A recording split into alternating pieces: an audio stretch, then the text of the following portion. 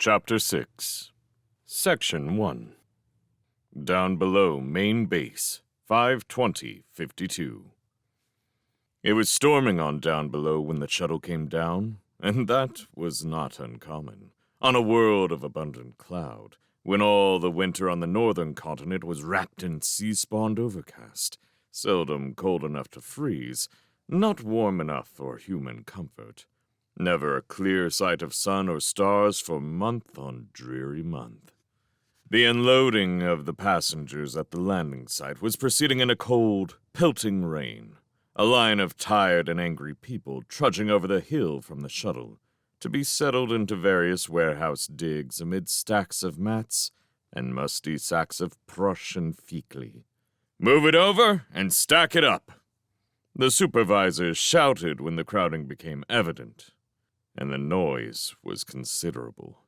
Cursing voices, the beating of rain in the inflated domes, the inevitable thump of compressors. The tired stationers sulked and finally began to do as they were told.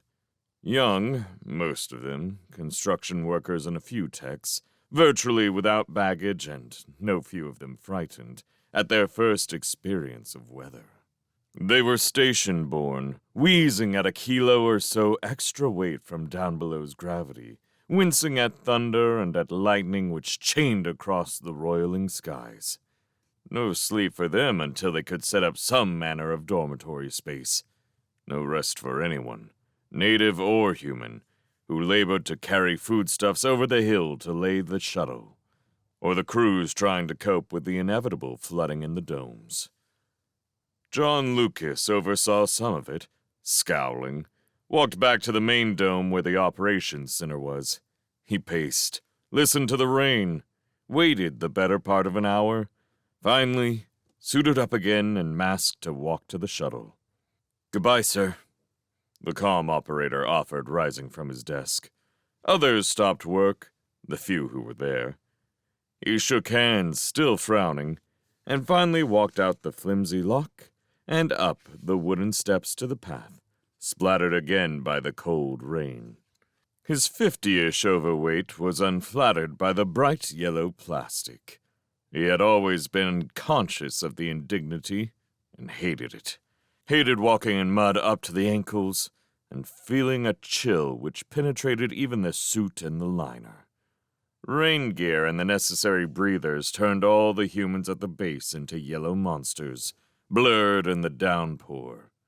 Downers scurried about naked and enjoying it, the brown fur of their spindly limbs and lithe bodies dark with moisture and plastered to them.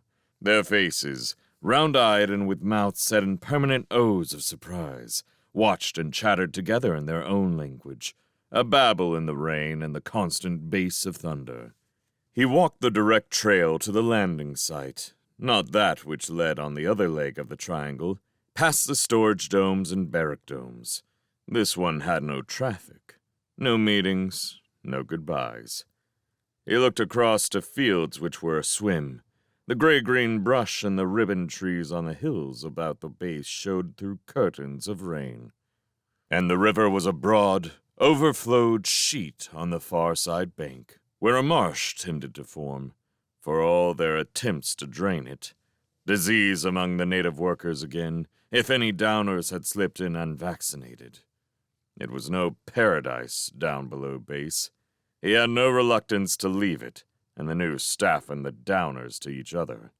It was the manner of the recall which rankled. "Sir!"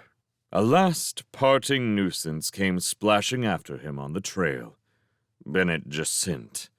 John half-turned, kept walking, made the man work to overtake him in the mud and the downpour. "The mill deck!" Jacint gasped through the stops and hisses of the breather. "Need some human crews over there with heavy equipment and sandbags." "Not my problem now," John said. "Get to it yourself. What are you good for? Put those coddled downers to it. Take an extra crew of them. Or wait on the new supervisors, why don't you? You can explain it all to my nephew." "Where are they?" Jacint asked. A skilled obstructionist, Bennett Jacint. always on the line with objections when it came to any measures for improvement. More than once, Jacint had gone over his head to file a protest. One construction project he had outright gotten stopped, so that the road to the wells stayed a mired track. John smiled and pointed across the grounds, far across, back toward the warehouse domes. "There's not time." "That's your problem." Bennett Jacint cursed him to his face and started to run it, then changed his mind and raced back again toward the mill. John laughed. Soaked stock in the mill. Good.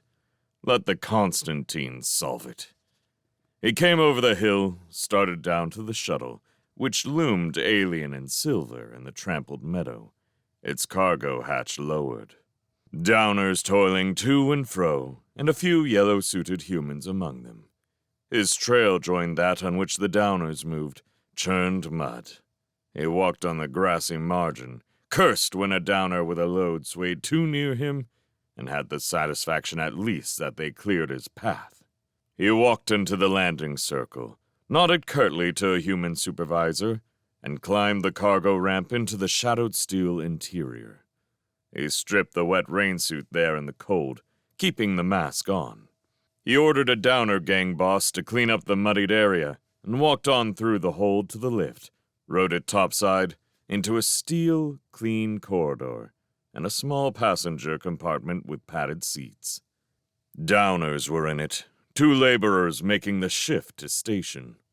They looked uncertain when they saw him, touched each other.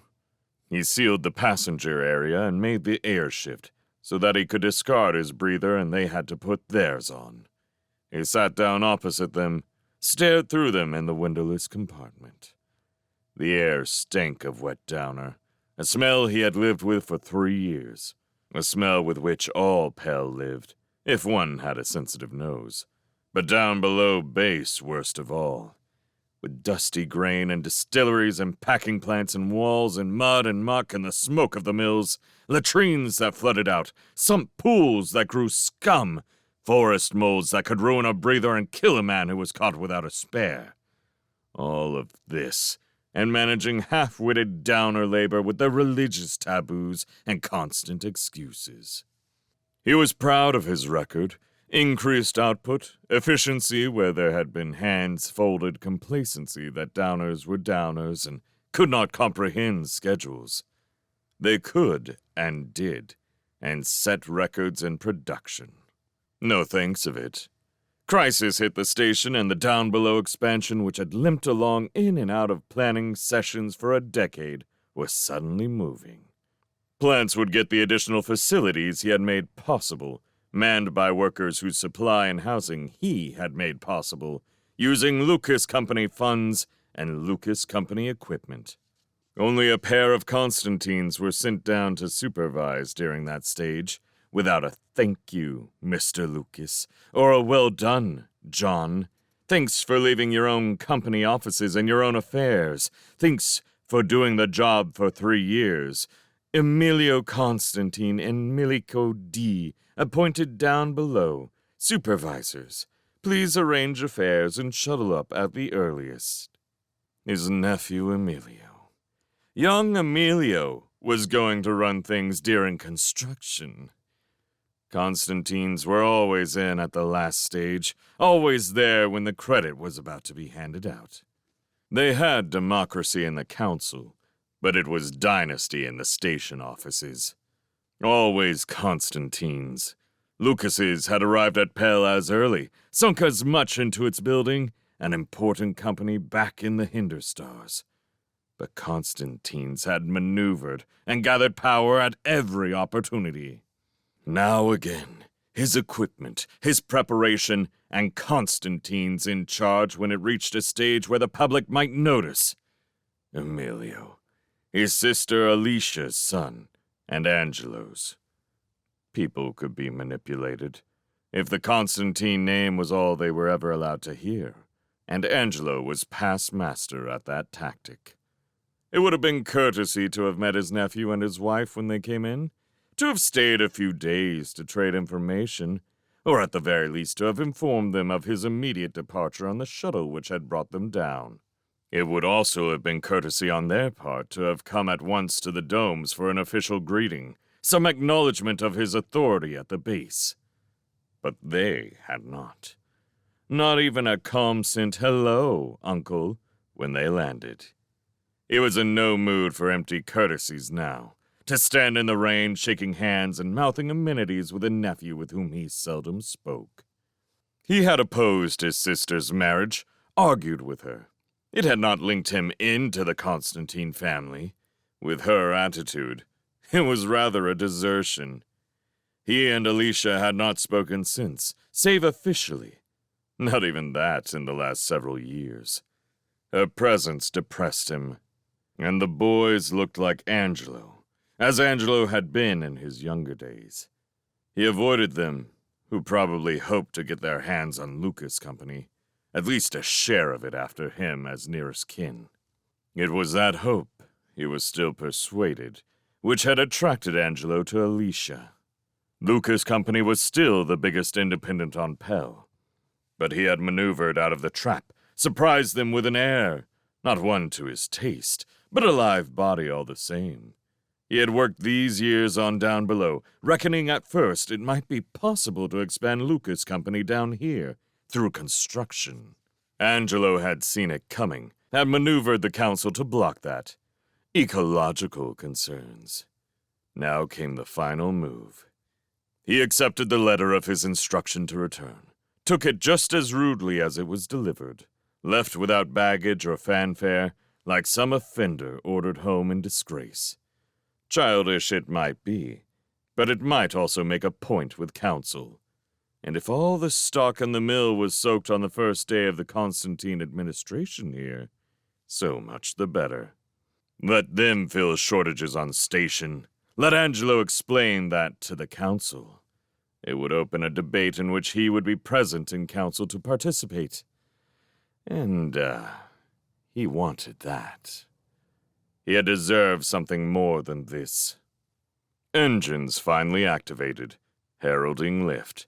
He got up, searched up a bottle and a glass from the locker. He received a query from the shuttle crew, declared he needed nothing. He settled in, belted, and the shuttle began lift. He poured himself a stiff drink, nerving himself for flight, which he always hated.